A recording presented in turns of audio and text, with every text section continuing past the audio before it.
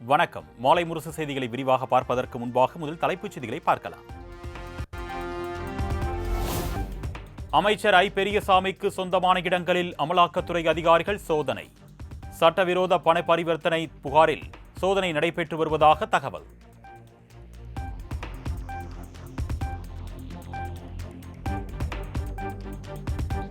அமைச்சர் ஐ. பெரியசாமியின் மகள் வீட்டிலும் அமலாக்கத்துறை அதிகாரிகள் சோதனை.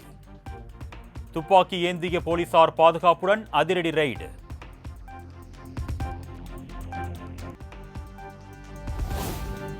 திண்டுக்கல்லில் அமைச்சர் ஐ. பெரியசாமியின் வீட்டின் முன்பு குவிந்து வரும் திமுக தொண்டர்கள்.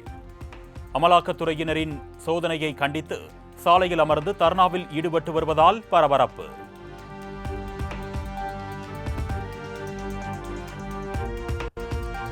தமிழகம் முழுவதும் நடைபெற்ற 3561 உங்களுடன் ஸ்டாலின் முகாம்களில் 30 நாட்கள் 30 லட்சம் மனுக்கள் பெறப்பட்டுள்ளன. கலைஞர் மகளிர் உரிமை தொகை கோரி 13 லட்சம் மனுக்கள் பெறப்பட்டிருப்பதாக தமிழக அரசு தகவல்.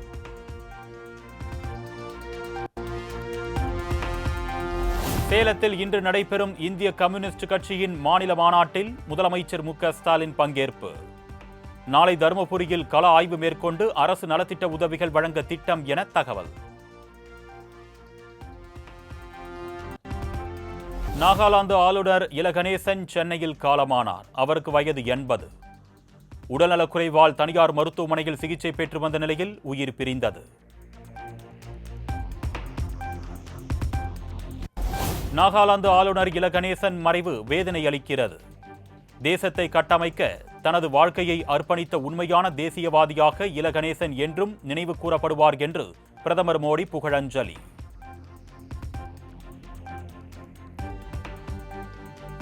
பாஜக மூத்த தலைவரும் நாகாலாந்து ஆளுநருமான மறைந்த இல கணேசன் உடலுக்கு முதலமைச்சர் மு க ஸ்டாலின் நேரில் அஞ்சலி. சென்னை தீநகர் இல்லத்தில் வைக்கப்பட்டுள்ள இல கணேசன் உடலுக்கு மாலை அணிவித்து மரியாதை.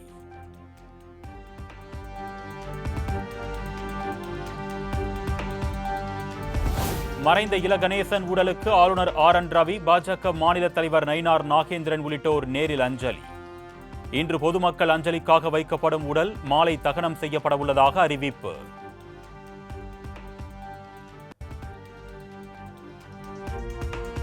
நாகாலாந்து ஆளுநர் இல கணேசன் உடலுக்கு நாடாளுமன்ற உறுப்பினர் கனிமொழி அஞ்சலி.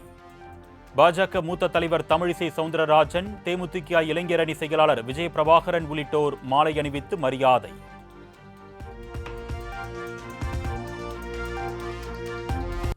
இல கணேசனின் மறைவையொட்டி அடுத்த 5 நாட்களுக்கு தமிழ்நாடு பாஜகவின் நிகழ்ச்சிகள் அனைத்தும் ரத்து. மோசமான வானிலை காரணமாக துபாயில் இருந்து கொச்சி சென்ற விமானம் கோவையில் தரையிறங்கியதால் பரபரப்பு. பல மணி நேரமாக உணவு, தண்ணீர் வழங்கப்படாததால் ஊழியர்களுடன் வாக்குவாதத்தில் ஈடுபட்ட பயணிகள்.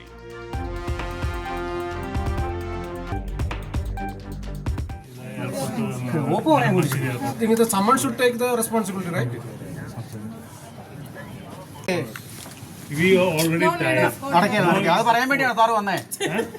സാർ അത് പറയാനാണ് വന്നേ. എത്ര വിഷമിച്ച് മൺകോട്ടിൽ വെള്ളം എന്താ വാട്ടർ ആദ്യം water ഇടാവും. Excuse me, you arrange only. രാവിലെ 2 ചപ്പാത്തി 9 o'clock ദുബായ് എയർപോർട്ട് 2 ചപ്പാത്തി.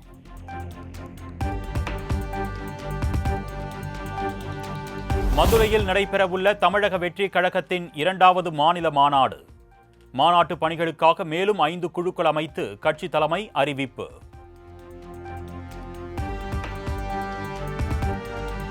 திருப்பூர் மாவட்டம் வெள்ளியங்காடு பகுதியில் கந்துவட்டி கும்பல் அட்டூழியம்.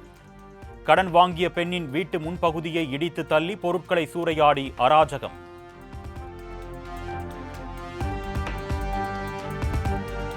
திருப்பத்தூர் ரயில்வே மேம்பாலத்தின் கீழ் குளம் போல் தேங்கியுள்ள மழைநீரை அகற்ற வலியுறுத்தல். நகராட்சி நிர்வாகத்தை கண்டித்து பொதுமக்கள் மறியலில் ஈடுபட்டதால் பரபரப்பு.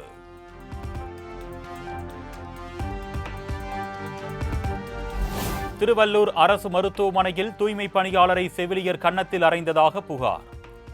துப்புரவு பணியை புறக்கணித்து தூய்மை பணியாளர்கள் போராட்டத்தில் ஈடுபட்டதால் பரபரப்பு.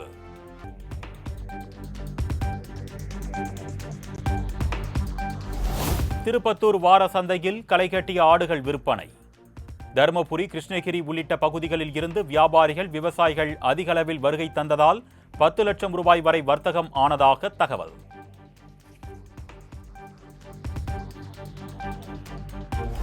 கோவை மாவட்டம் வால்பாறையில் குடியிருப்புகளை சேதப்படுத்திய யானை கூட்டம். ஜன்னல், கதவுகள் மற்றும் அத்தியாவசிய பொருட்களை அடித்து உடைத்ததால் பொதுமக்கள் அச்சம்.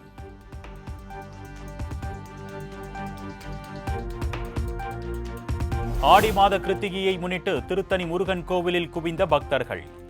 நீண்ட வரிசையில் காத்திருந்து அரோகரா முழக்கம் விண்ணை பிளக்க சுவாமி தரிசனம்.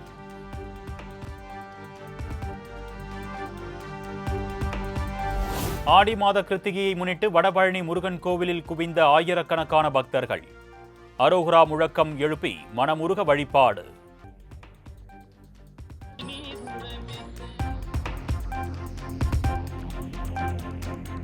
மேற்கு தொடர்ச்சி மலையில் பெய்த பலத்த மழை காரணமாக குற்றால அருவிகளில் வெள்ளப்பெருக்கு. சுற்றுலா பயணிகள் குளிப்பதற்கு 2வது நாளாக தடை நீட்டிப்பு.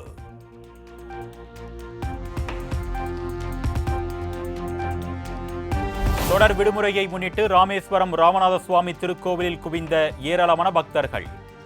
நீண்ட வரிசையில் காத்திருந்து சுவாமி தரிசனம்.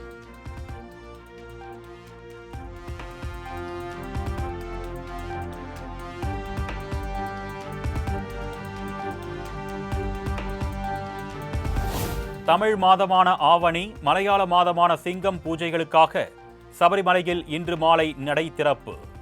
வருகின்ற 21ஆம் தேதி வரை நடை திறந்திருக்கும் என்றும் ஆன்லைனில் முன்பதிவு செய்து வந்து தரிசனம் செய்யலாம் என்றும் அறிவிப்பு.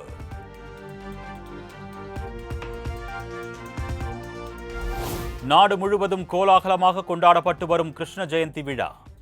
கிருஷ்ணன் கோவில்களில் வெண்ணெய், சீடை, அவல் வைத்து நிவேதனம் செய்து பக்தர்கள் வழிபாடு.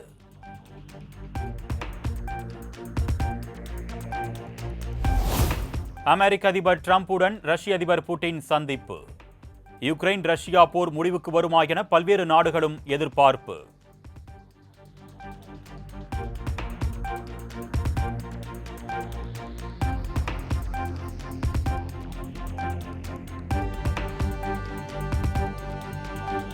ரஷ்ய அதிபர் புட்டினை நேரில் சென்று கைகுலுக்கி வரவேற்ற டிரம்ப். ரஷ்யா யுக்ரைன் இடையேயான போர் நிறுத்தம் தொடர்பாக இருவரும் பேச்சுவார்த்தை.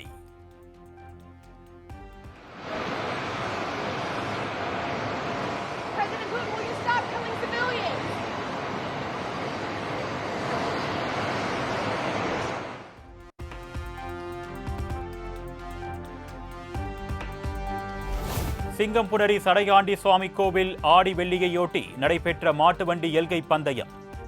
சீறி பாய்ந்த மாட்டு வண்டிகளை உற்சாகத்துடன் கண்டுகளித்த பொதுமக்கள்.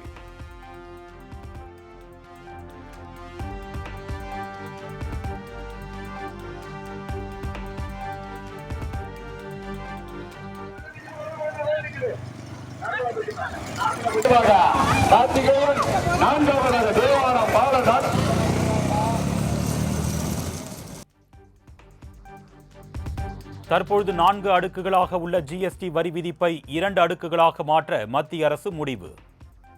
12 மற்றும் 28% ஆகிய 2 அடுக்குகளை நீக்கிவிட்டு 5, 18, 40 என 3 அடுக்குகளில் ஜிஎஸ்டியை வசூலிக்க திட்டம்.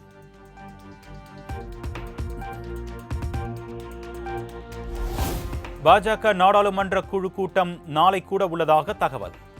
துணை குடியரசுத் தலைவர் பதவிக்கான வேட்பாளர் தேர்வு செய்யப்பட வாய்ப்பு.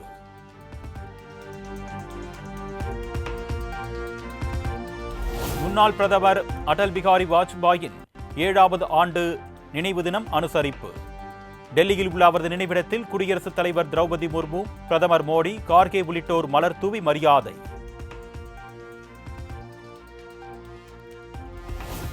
பாஜக ஆளும் மாநிலமான ராஜஸ்தானில் ப்ரீ கேஜி, எல்கேஜி, யூகேஜி வகுப்புகளுக்கு சமஸ்கிருத பாடத்தை கட்டாயப்படுத்த NCERT மற்றும் மாநில அரசு ஒப்புதல்.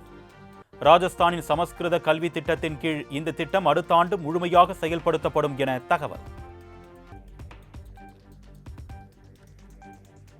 பீகாரில் மாநில அரசு பணிகளுக்கு நடத்தப்படும் அனைத்து தேர்வுகளுக்கும் ஒரே மாதிரியாக 100 ரூபாய் கட்டணம் நிர்ணயம். 2 மாதத்தில் சட்டமன்ற தேர்தல் நடைபெறவுள்ள நிலையில் முதலமைச்சர் நிதிஷ்குமார் அறிவிப்பு.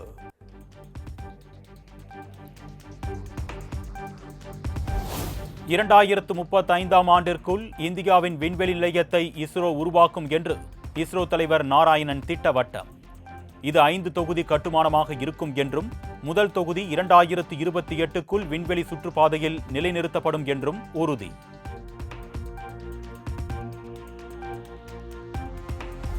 ஆந்திராவில் ஸ்ரீசக்தி என்ற பெயரில் பேருந்துகளில் மகளிர் கட்டணமில்லாமல் பயணிக்கும் திட்டத்தை தொடங்கி வைத்தார் முதலமைச்சர் சந்திரபாபு நாயுடு. சந்திரபாபு நாயுடு, பவன் கல்யாண் உள்ளிட்டோர் மகளிருடன் பேருந்தில் பயணித்தனர்.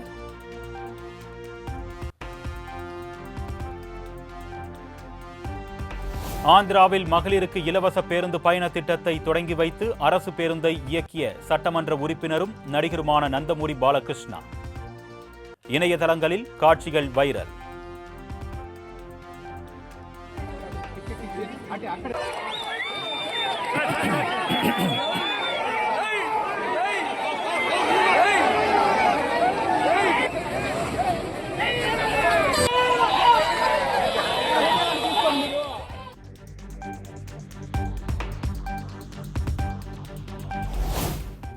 ஜம்மு காஷ்மீர் மேக வெடிப்பால் 60 பேர் உயிரிழந்த நிலையில் மாயமான 200 பேரை தேடும் பணி தீவிரம். 3வது நாளாக மீட்பு பணிகள் நடைபெற்று வரும் நிலையில் ஜம்மு காஷ்மீர் முதலமைச்சர் உமர் அப்துல்லா சம்பவ இடத்தில் நேரில் ஆய்வு.